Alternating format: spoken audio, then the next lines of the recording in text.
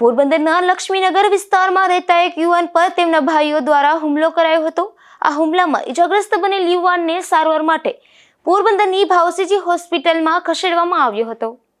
પોરબંદરના પેરેડાઇઝ વિસ્તારમાં આવેલ લક્ષ્મીનગર વિસ્તારમાં રહેતા મોહિત રાજેશ સોનરાજ નામના યુવાન પર તેમના સગા ભાઈ મહેશ રાજેશ સોનરાજ અને કાકાના દીકરા મિત જીતુભાઈ સોનરાજ નામના બંને શખ્સોએ ઘરમાં પૂરી ધોકા વડે હુમલો કર્યો હતો। આ હુમલામાં ઇજાગ્રસ્ત બનેલ યુવાનને સારવાર માટે પોરબંદરની ભાવસીજી હોસ્પિટલમાં ખસેડવામાં આવ્યો હતો। આ ઘટના બાદ પોલીસે પણ આગળની કાર્યવાહી હાથ ધરી હતી। મારું નામ મોહિત રાજેશ સોનરાજ છે।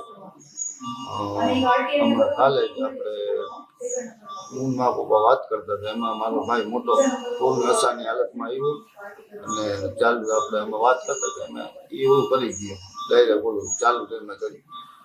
મેં એને કીધું કે ભાઈ આ તને કંઈ ખબર નથી બોલમાં, તો એ પછી 5-10 મિનિટ કહીને આવ્યો, બધાને ફોન કરવા માંડ્યો, ધોકા લીધા અને એ મારો આપણે કાકાનો છોકરો મિત જીતેન્દ્રભાઈ સોનરાજ બે મને પકડ્યો, દોડ માર માર્યો અને પછી મને લઈ ગયા। બે શરાબની આપણે નશામાં હતા બે, અને રૂમમાં પૂરીને મને જેમ તેમ માર્યો, ધોકામાં માથામાં ધોકા માર્યા, પગમાં આખા શરીરમાં મને બચકા માર્યા, બધું મને હાથમાં બધામાં શરીરમાં ધોકા માર્યા।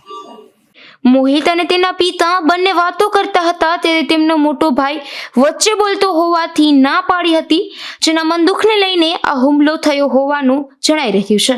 અશોક થાનકી, ગુજરાત ન્યૂઝ, પોરબંદર।